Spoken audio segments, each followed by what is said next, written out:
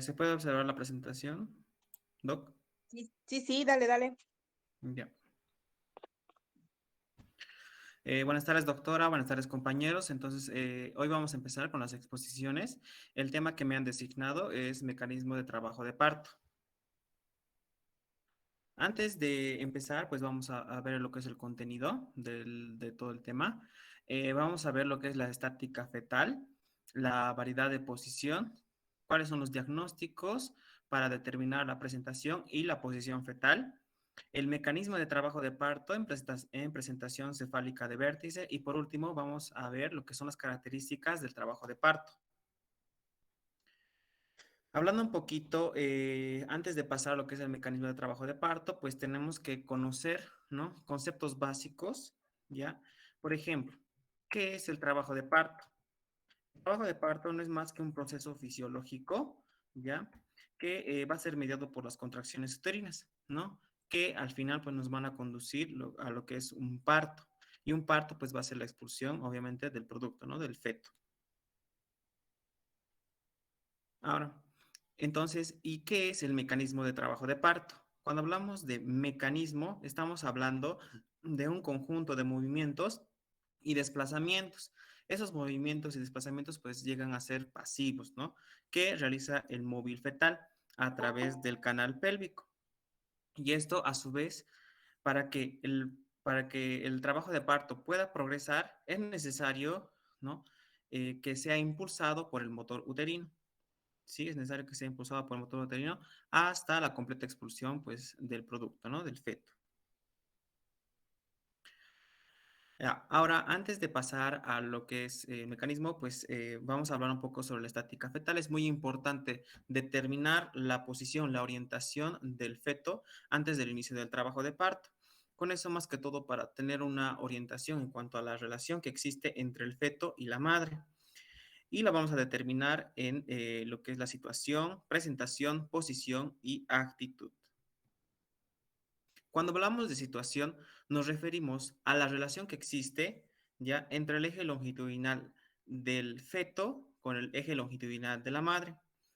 Tenemos varios tipos, que sería el longitudinal, que se presenta hasta en un 99% de las mujeres embarazadas. También tenemos la transversa. La transversa, se va a ser determinada por factores predisponentes como la multiparidad, la placenta previa y anormalidades uterinas. También tenemos la situación oblicua, que generalmente es no definitiva y llegando a lo que es el inicio del trabajo de parto, esta situación oblicua tiende a volverse en situación longitudinal o transversa. Cuando hablamos de presentación, estamos hablando del polo, ¿ya? Del polo del ovoide fetal, ya que va a estar insinuado en el estrecho superior de la pelvis, que es capaz de inducir el trabajo de parto. Sí, tenemos dos tipos de presentaciones, la cefálica y la pélvica. Cuando hablamos de presentación cefálica, tenemos diferentes variantes ya de la presentación cefálica. Tenemos la presentación cefálica de vértice, que el punto taconómico o el punto más prominente óseo va a ser el occipucio, con el eje suboccipito bregmático, ¿sí? Con el eje suboccipito bregmático que mide alrededor de 9.5 centímetros. Tenemos la variante cefálica militar, ya que nuestro punto taconómico va a llegar a ser el sincipucio, ya el sincipucio, y el eje va a ser el occipito frontal, ¿sí? El eje va a ser el occipito frontal, que mide alrededor de 12.5 centímetros. También tenemos la presentación de frente, ¿sí? La presentación de frente, que el punto taconómico va a llegar a ser el puente nasal, los huesos nasales, con un diámetro de 13.5 centímetros y el eje de occipito mentoniano. Y también tenemos, por último, la presentación de cara, ¿no? La presentación de cara, que el punto taconómico va a ser el mentón, ¿sí? Con el eje suboccipito bregmático de 9.5 centímetros. Eso es muy importante poder conocer, ya que esto nos van a determinar, ¿no? Qué tipo de presentación nos vamos a encontrar. Tenemos la presentación pélvica, entre ellas tenemos variaciones, tenemos las de nalga completa, en la cual los miembros inferiores se van a encontrar flexionados, ya, ante la pelvis. Luego tenemos las nalgas incompletas, en las cuales uno de los miembros puede no estar tan flexionado como el otro. Y también tenemos las nalgas francas, en las cuales las nalgas se van a insinuar directamente en el estrecho superior, mientras que los miembros inferiores van a estar casi en contacto o a la altura con la cabeza del feto. Cuando hablamos de actitud o postura, no más que todo es la relación que guardan entre las distintas partes fetales entre sí del feto. Tenemos varias actitudes. La actitud flexionada, eso quiere decir que el mentón del feto, ya la cabeza está flexionada y la mentón del feto está en contacto con el esternón. Cuando hablamos de una actitud deflexionada, estamos hablando que la cabeza fetal está en extensión. Eso quiere decir que el mentón está más alejado del esternón del tórax, ¿no? Y también tenemos la actitud indiferente, es decir, que no está ni tan flexionada ni tan deflexionada. Aquí tenemos, ¿no? Entonces, había mencionado que uno de los parámetros, ¿no? Para determinar un progreso eutóxico del parto es que los diámetros fetales, ¿ya? Diámetros fetales estén en contacto, en relación con los diámetros de la madre. Eso quiere decir que los diámetros del feto tienen que acomodarse a los diámetros mayores de la madre, ¿sí? Aquí tenemos el deflexionado, aquí tenemos el indiferente y aquí tenemos el flexionado. Ahora, ¿cuál de estos fetos nacerá con mayor facilidad? Pues obviamente el flexionado, ¿no? El cual el mentón va a estar en relación, ¿no? En contacto con el esternón, dando así su diámetro menor, ¿ya? De la cabeza del feto, occipito bregmático, que mide alrededor de 9.5 centímetros en relación con los otros diámetros del feto, ¿ya? Tanto en deflexionado o indiferente, puede llegar a ser mayores y puede dificultar lo que es el pasaje a través del canal de parto. Cuando hablamos de posición, hablamos de que la relación que existe entre el dorso, ya sea dorso izquierdo, dorso derecho del feto, con el de la madre, ¿sí? Cuando hablamos ahora de variedad de posición, más que todo para determinar una orientación más precisa, debemos considerar, pues, particularmente la presentación y las partes anterior, ¿sí? De la pelvis. La parte es anterior, la parte es posterior y lo que es la parte transversa de la madre, de la pelvis. Ahora, puesto que las variedades derechas o izquierdas que tenemos pueden dirigirse, ya hemos dicho, en sentido anterior o en sentido posterior, que nos van a dar 6 posibilidades de ubicación para cada una de las 3 presentaciones. Por ejemplo, tenemos la occipito anterior, la occipito ilíaca anterior izquierda, la occipito ilíaca izquierda transversa y así sucesivamente. Entonces vamos a tener varias variaciones en cuanto a la posición. Aquí tenemos, por ejemplo, la posición occipito ilíaca izquierda anterior, la occipito ilíaca izquierda posterior, ¿sí? Aquí que se va a tomar en punto lo que es ¿no? El occipucio, ¿sí? El occipucio se encuentra en el sentido anterior y por eso es anterior. Y si el occipucio se encuentra en la parte posterior, pues la denominamos posterior, ¿no? Occipito ilíaca posterior. También tenemos la occipito posterior derecha, ¿no? En las partes derecha y también en la parte transversa derecha. Ahora, ¿cuál es importante saber de las variedades de posición? Saber pues que más del 60% de las presentaciones de vértice pertenecen a la variedad occipital izquierda, ¿sí? Y 33% a la de la derecha. ¿Cómo hacemos ahora el diagnóstico de la presentación y la posición fetal? ¿No? Para hacer el diagnóstico, ya nos vamos a basar lo que es en la palpación, el examen físico, ¿no? En la palpación abdominal, en la exploración vaginal, ya que en la exploración vaginal vamos a poder determinar, ¿no? Con el tacto las variedades de posiciones, tocando diferentes partes fetales, ¿ya? Para poder así determinar el diagnóstico. También, si tenemos alguna duda en cuanto a la presencia de la posición fetal, podemos realizar una ecografía obstétrica. En 1894, Christian Leopold pues, describió las clásicas maniobras de Leopold, ¿no? Que recibe el mismo nombre y que son de gran trascendencia en cuanto a la semiología obstétrica.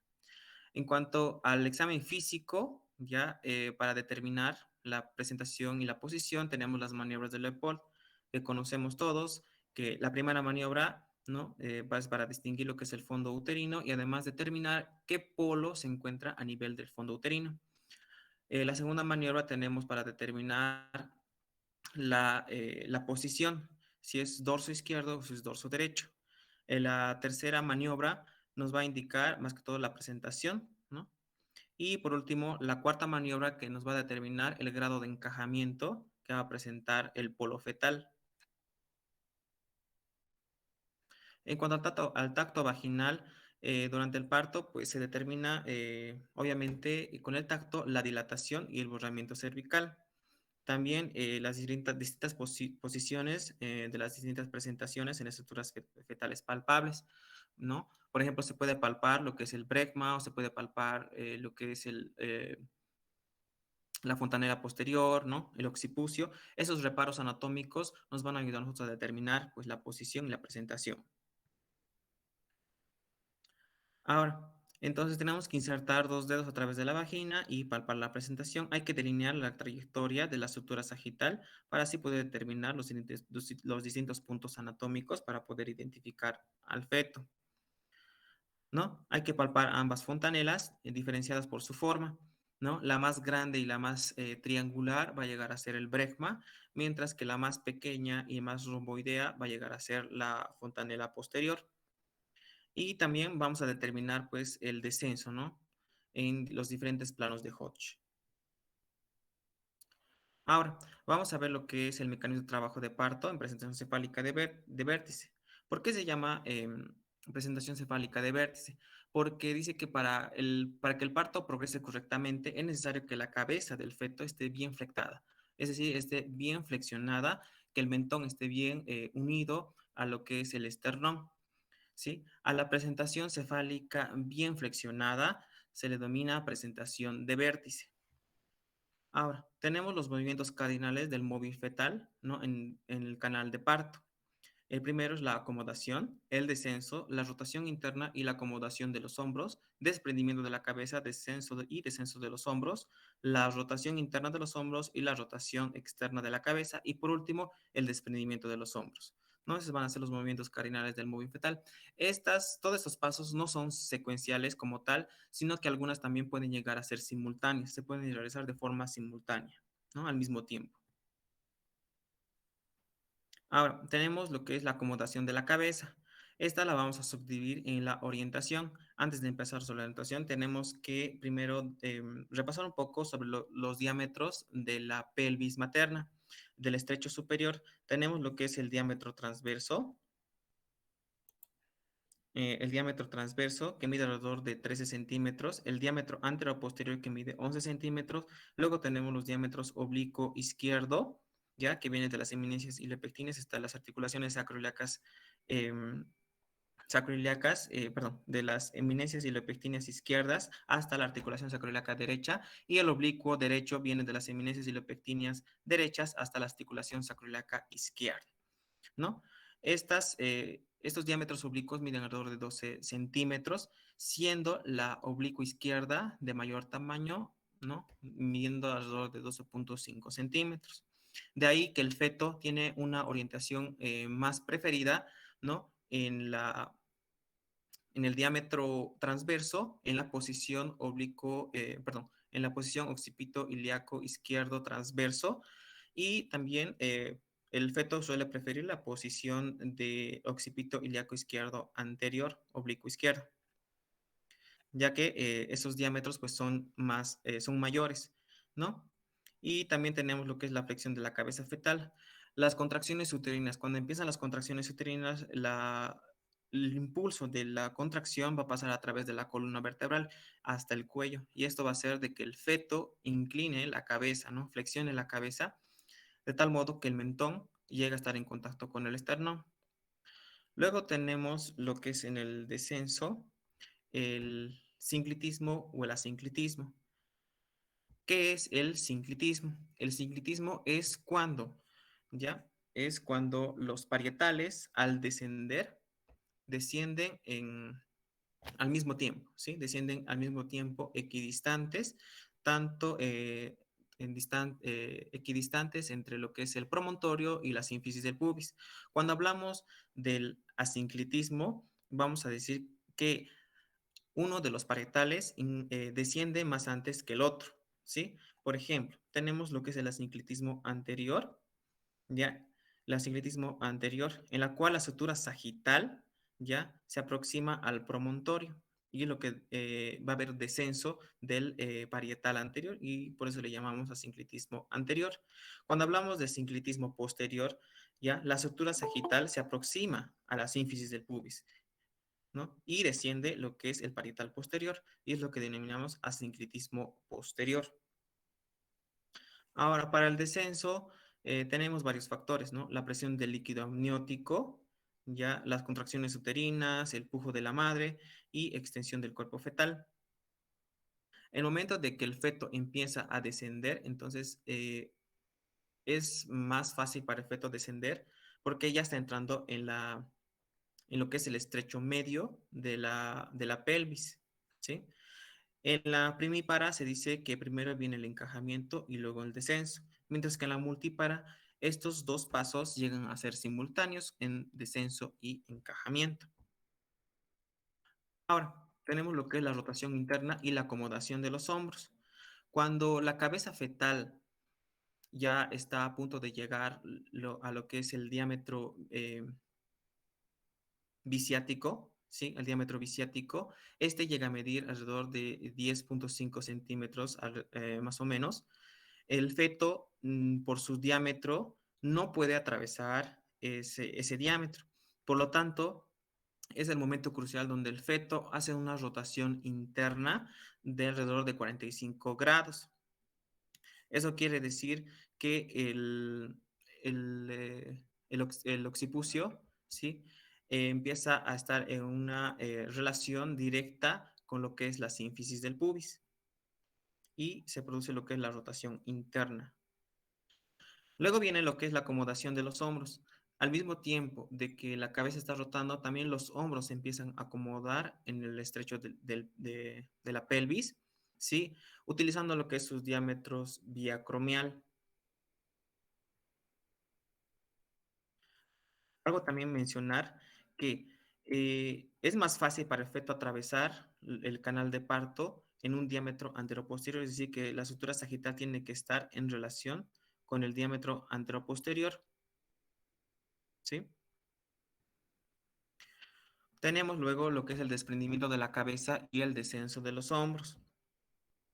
Al momento de que ya haya habido la rotación, el feto ya se va a encontrar por debajo de lo que es la sínfisis del pubis y va a empezar a hacer una extensión de la cabeza, ¿sí? Una deflexión de la cabeza. Eso va a permitir que haya desprendimiento de la cabeza, ¿no? Obviamente, esto sumado a lo que es la resistencia del piso pélvico y además de las contracciones uterinas, va a facilitar de que la cabeza esté en extensión y pueda salir a través del canal de parto. Luego tenemos lo que es la rotación interna de los hombros y la rotación externa de la cabeza, ¿no? Al mismo tiempo, obviamente, va a suceder lo que es la rotación interna de los hombros. Como ya habían descendido, entonces tienen que hacer también una rotación interna de los hombros y acomodarse a los diámetros maternos.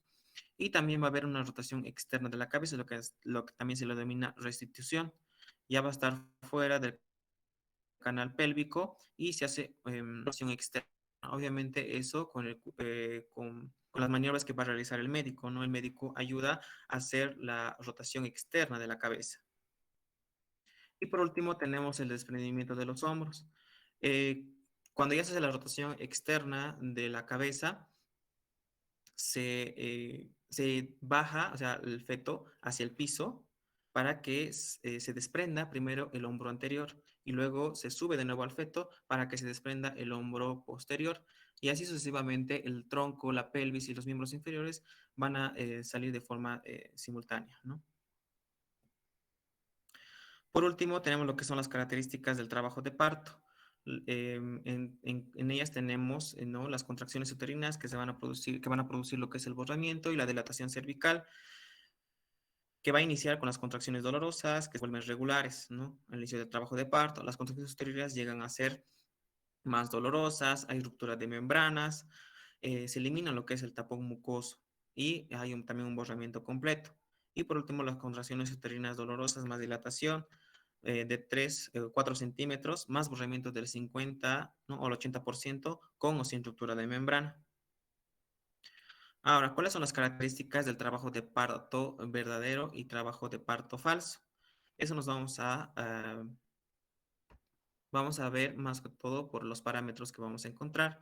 Por ejemplo, las contracciones, el ritmo, el trabajo trabajo de parto verdadero, el ritmo de las contracciones son regulares, mientras que en el falso son irregulares. Los intervalos se acortan gradualmente en el verdadero y en el falso generalmente no hay cambios. Y la intensidad en el trabajo de parto generalmente va aumentando gradualmente, mientras que en el trabajo de parto falso generalmente son sin cambios. La incomodidad, la localización y la sedación. Por ejemplo, en el trabajo de parto verdadero, en la región lumbar y el abdomen, la localización del dolor va a ser a ese nivel. Y en el trabajo de parto falso, la localización generalmente va a ser en la parte baja del abdomen. En cuanto a la sedación, en el trabajo de parto verdadero, el dolor no cede, ¿ya?, con algún medicamento, mientras que en el trabajo de parto falso, generalmente hay alivio de los síntomas. Luego tenemos lo que es la dilatación cervical. En el trabajo de parto verdadero hay dilatación, mientras que en el trabajo de parto falso no. Fases de trabajo de parto, la primera fase de dilatación, ¿no?, que es dilatación generalmente con cambios pues, a nivel cervical también. Hay una dilatación máxima, ¿sí? Y tenemos dos partes en la fase de dilatación, que es la fase latente y es la fase activa. La fase latente generalmente dura alrededor de 4.6 horas, ya en las multíparas y 6.4 en las multíparas. Luego tenemos la fase activa.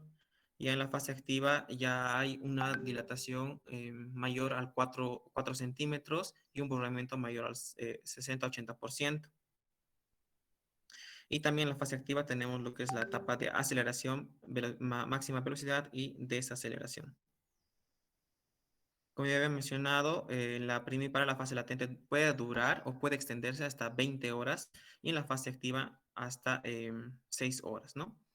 También mencionar que la dilatación generalmente es de 1 a 1.2 centímetros por hora.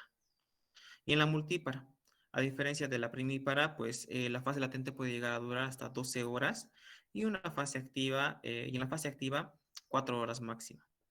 Y la dilatación generalmente es 1.5 a 2 centímetros por hora. En la segunda fase, que es el expulsivo, ya hay una dilatación completa de 10 centímetros y también borramiento de 100%. Y obviamente termina con la salida del feto.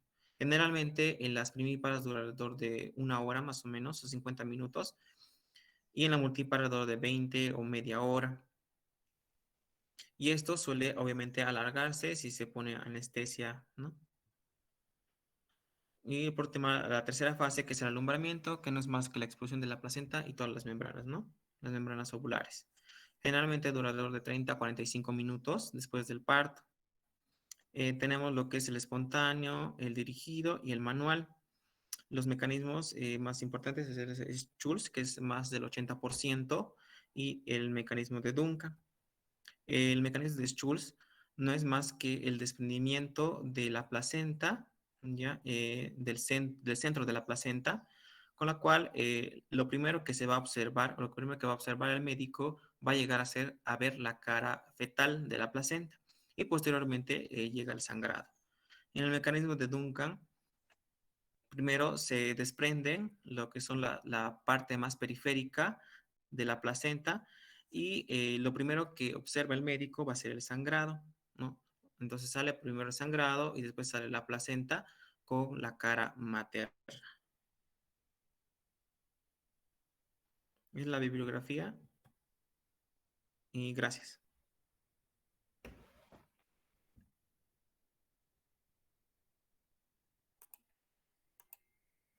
Bien, bien, tu presentación bien completa.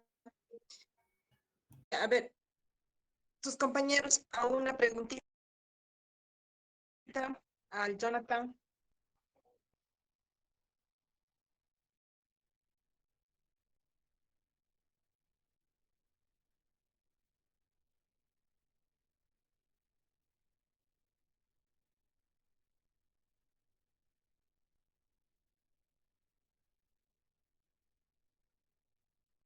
Chicos,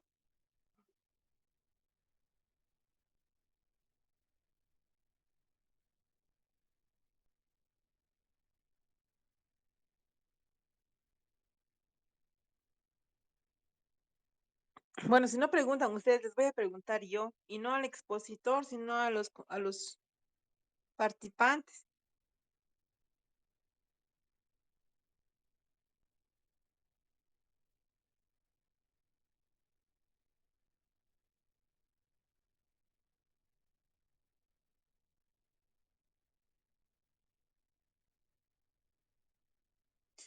Jonathan, un número del 1 al 15.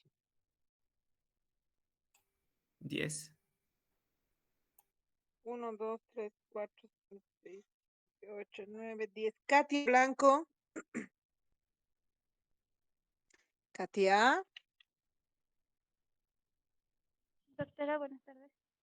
Hola, mamita, buenas tardes. ¿Cuáles son las modalidades de desprendimiento de placenta durante el alumbramiento?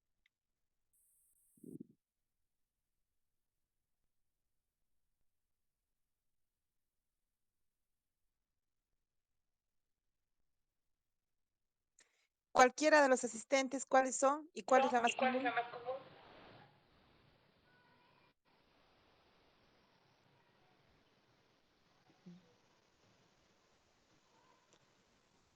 Duncan, doctorita.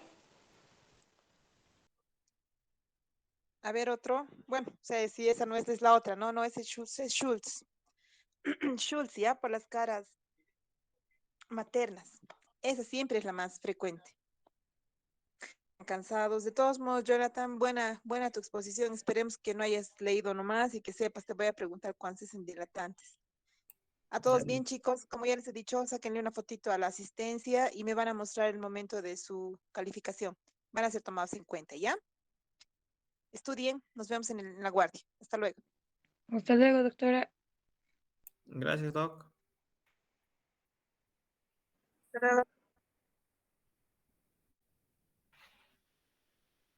Hasta luego, doctora. Buenas tardes.